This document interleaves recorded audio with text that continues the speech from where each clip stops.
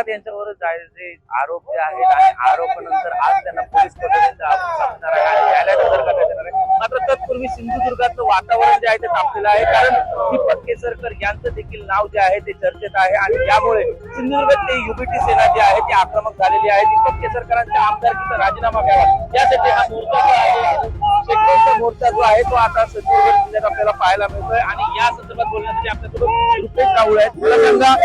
नेमका उद्देश काय या मोर्चाचा? या ठिकाणी अशोक कराड या जगात महाराष्ट्रात भोंदू बाबांनी जो काय अवरोध घातलाय, जो काय आज छोटा महिलांना अत्याचार केलेला आहे, या भोंदू बाबाच्या मार्फत आज जे काय उघडकीस आलेलं आहे, आज जे खऱ्या अर्थानं यांना पूर्ण राजकीय पाठबळ हे दीपक केसरकरांच्या माध्यमातून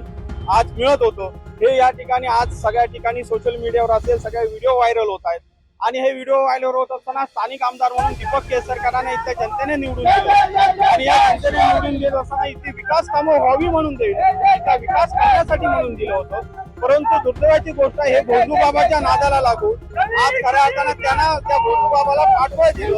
त्याला राजकीय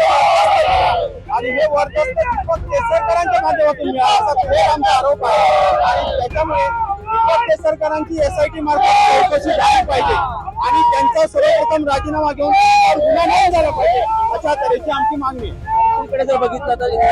बागायतदार आज रस्त्यावर उतरतोय, मात्र अधिवेशन चालू आहे आणि या दरम्यान अधिवेशनात उपस्थित आहे अशी देखील चर्चा आहे, यावरून काय?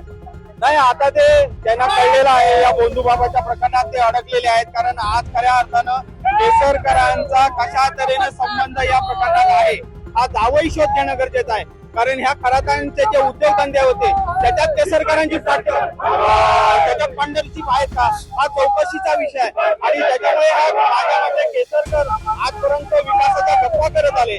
आणि आज आपण किती साधे संत हे दाखवत आले, परंतु आज खऱ्या अर्थानं पुन्हा एकदा जनता म्हणजे अनेक वेळा यापूर्वी सुद्धा चेहरा दीपक केसरकर आलेला आहे, परंतु आज पुन्हा एकदा पुरवण्याशी आलेला आहे। त्यामुळे जनतेमध्ये मोठ्या संख्येने रोष आहे आणि मला खात्री आहे की यावेळेस देवेंद्र फडणवीसांना आमची मुख्यमंत्र्यांना विनंती आहे की त्यांनी यामध्ये सखोल चौकशी SIT मार्फत चौकशी करून योग्य ती कारवाई करावी आणि या महाराष्ट्राला किंवा इतर मतदारांना सावंतवाडीच्या सिंधुदुर्गाचा जो नावलौकिक जो काही होता त्याला कलंक लावणाऱ्या दीपक केसरकरांच्या माध्यमातून न्याय मिळवून देवा एवढी विनंती। चौकशी व्हावी आणि दीपक केसरकरांचा राजीनामा घ्यावा अशी मागणी जी आहे, अशी जो विनंती आहे ती या ठिकाणी युबीटी सेना जी आहे ती करताना पाहायला मिळते। विचार